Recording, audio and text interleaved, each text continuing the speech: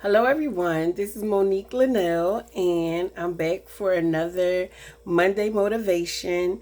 And today's topic is being thankful for your loved ones. So, there's so much I can say about family. I had an upbringing with my father and mother in the home. They got married at 18. They stayed married until my dad passed away in 2008, and then my mom passed away in 2011. But they really worked as a team, and they also incorporated that with us. I say us being me and my sister and my brother. I'm the youngest of three, and my father was a minister by the time I was 6, and then my mom, she became a minister when I was an adult, and so they always worked in ministry, and I saw them before it, but I was kind of younger before they really got into different ministry stuff. But I'm so thankful for my family. We had family devotions, and what that meant was that outside of going to Bible study and going to church meetings, we would also go to youth group stuff, and that was really cool. But the main thing that I remember about devotions is we were able to sing songs. We were able to have like a almost like a Sunday school lesson my mom had for us. These books she would order, and we were able to go around and we would have our own prayer request, and we were all able to take turns praying, and we would sing together, and we were able to say how our week was going, and what we wanted God to do in our lives. So I grew up where my dad would say, as for me and my house, we are going to serve the Lord.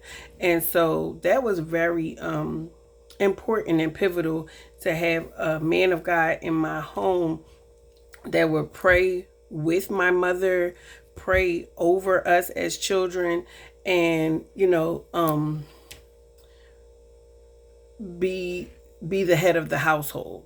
My mother, she ended up having her own daycare. She did that off and on throughout years, and then later on, she started to be the person that would train the daycare providers that needed to renew their license. So I actually worked for her daycare for 2 years in between, because I was a cosmetologist, and I stopped working at a salon so I could help her. But I just wanted to stress that family is important, and I'm thankful for the family that I do have.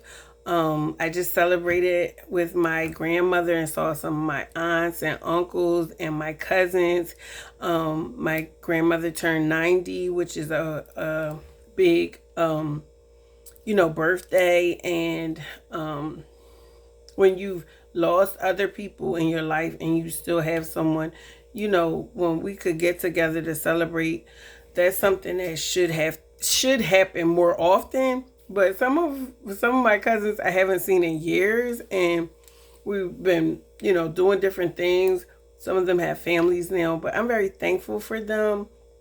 And everybody's growing up and trying to go to different schools and handle their business, and having jobs, and having children and husbands and wives and stuff like that. It's just so good to see people growing up and doing something with themselves, because for me and my siblings, all of us at least have a bachelor's. I know I have a master's degree, and I've taken doctoral classes. I've been in the military also, and I was a cosmetologist and a cosmetology instructor at some point. And now I'm more of an entrepreneur. I'm an author. I've been a singer-songwriter. I've, done production stuff. I've done multiple different things and held down my contractor job up until last year for almost 8 years. So it's like stuff that I've done. My sister went to law school, and graduated, thank God. And my brother got his bachelor's, and I believe he's taking master's classes. I'm not sure when he'll finish that, but all of us sought after higher learning because my parents stressed education and not letting your environment dictate how far you're going to go in life. We would set short-term and long-term goals. And I have a book called A Teen's Guide to Succeed in High School, and that's exactly what I have set out for them after each grade, is to set short-term and long-term goals, because it's so important. When you're younger, you might change your mind and want to do something different, but it's good to be able to look back 5 years ago, what you set as a goal. Just like we know about vision boards now, and I have them, and some of the things that I did on the 2010 vision board really came true. I put graduations, I put a new car, I made a picture of a little house. My house actually looks similar. And it was like, when I look back at it, I was like, oh my goodness, like some of these things came true. But the purpose of what I'm saying is where you come from and the values that you obtain in your life and the things that you have as morals sometimes come from what your loved ones in your life, whether it's a guardian, whether it's your parents, whether it's your grandparents, whether it's your aunts, whether it's your cousins, whether it's your brothers or sisters, you gain something from the people that are in your environment. And why I feel like it's important for people to have positive impacts of loved ones is because it helps you to shape your outlook on what your future looks like and who you're going to become and how you're going to how you see society and what limitations you even put on yourself and what insecurities you have and what confidence you have. And that comes from within, but it also comes from people that love you, that tell you, you're beautiful or you're special or you're smart, and it's okay to be that. You don't have to speak incorrectly. You don't have to be a product of your environment. You don't have to do things because someone is giving you peer pressure. So I'm thankful for the people that raised me. I'm thankful to God for the different people that I've come across in life, the good and the bad, because the lessons that I've learned from different people is what to do and what not to do, what I don't need and what I need more of.